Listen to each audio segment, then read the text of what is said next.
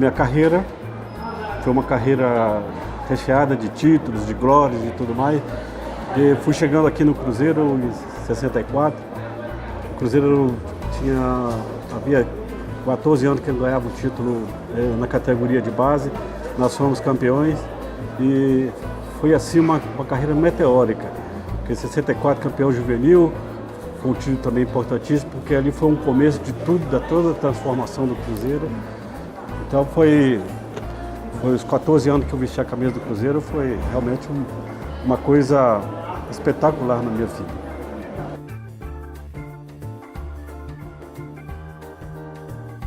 Eu sempre que tenho oportunidade, eu sempre falo que, no meu entender, essa é a maior conquista do Cruzeiro. Claro que todos têm sua importância, a começar pelo juvenil em 64 e vai por aí. Mas esse título ele tem uma importância muito grande para a história do Cruzeiro, porque ele transformou o Cruzeiro num time caseiro, num time nacional e posteriormente num clube mundial. Então sem dúvida alguma, a maior conquista do Cruzeiro em todos os tempos. Esse título foi tão importante na história do Cruzeiro porque transformou o futebol brasileiro, porque chamou tanta atenção do Brasil inteiro, sobretudo essa goleada de 6-2, que todos os clubes do Brasil reivindicaram aí que transformou esse campeonato, que era Rio e São Paulo, e alguns convidados de fora, em campeonato brasileiro. Então daí a importância desse título de 66.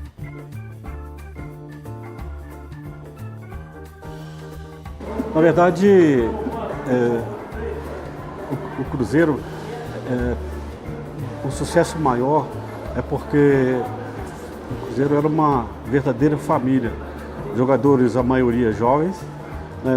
no caso meu, do Tostão, do Natal, do Piazza, todos nós estávamos mais ou menos de idade, e com jogadores mais experientes, que eram o Procópio e o William, que somou muito nesse título, dessa conquista de 66.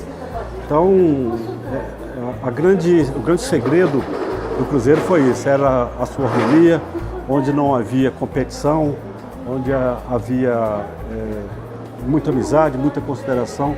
Daí o grande sucesso do Cruzeiro, e formado sobretudo de homens, né? Porque o comportamento de todos nós era um comportamento realmente profissional.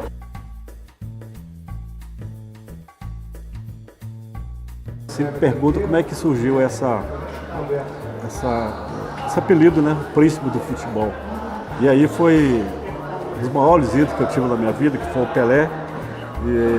E ele disse numa entrevista em São Paulo, foi uma coisa assim, até muito gratificante, porque o Pelé e o Garrincha eram os meus maiores ídolos quando eu era criança na Pedro Leopoldo. Então ele disse lá em São Paulo que eu sou o seu rei, e Zé do Milho, quando me chamava, é o príncipe, que é o maior jogador, o principal jogador do Cruzeiro. Isso para mim foi uma história do Garrincha também, né? Que nós fomos jogar em São Paulo, estávamos num apartamento, eu e o Raul, quando bateu na porta, e aí o Raul falou, vai lá, nego, vai ver o que é. Eu falei, não, Raul, vai você, a gente brincava muito. E aí o Raul falou, pô, você é preguiçoso pra caramba. Eu falei, pô, e você, né, não? Pô, o que custa abrir uma porta? Assim, brincando, né? Aí daqui a pouco o Raul abriu a porta e veio, e falou, nego. Eu falei, o que foi? Pô, Era o Balé Garrincha que foi.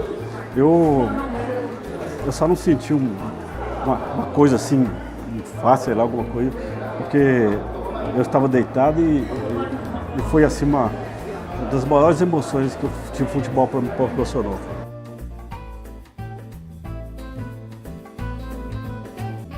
Na verdade, o que houve foi um retrocesso no futebol brasileiro, porque a partir de 74, eu sempre cito o exemplo do futebol para o que está acontecendo no nosso país. O futebol não foi diferente. O futebol sofreu também consequências da corrupção, dos interesses. Por quê? Porque a partir de 74, quando o Brasil perdeu na primeira fase para a Holanda, aí surgiu aqueles treinadores, preparadores físicos que queriam implantar no futebol brasileiro o maior exemplo chama-se Tite. O que ele fez? Ele fez o jogador, ele devolveu ao jogador brasileiro a sua liberdade de criação. Aí o futebol brasileiro é um futebol que encanta o mundo, é diferenciado. E tudo isso que está acontecendo para mim não é surpresa nenhuma. A consequência maior de tudo isso que aconteceu nesse tempo, esses anos todos, foi aquela catástrofe de 2014, perdendo para a Alemanha de 7-1. Isso foi consequência daquilo que vinha acontecendo errado. A base sofre muito do que aconteceu no futebol brasileiro. Se preza muito a marcação, se preza muito o esquema rígido, ao passo que o jogador brasileiro precisa de liberdade, ele precisa do que tem de melhor, que é a malícia, a improvisação, a sua arte. E as escolinhas, as categorias de base sofreram muito e sofrem. Tite, o que ele fez?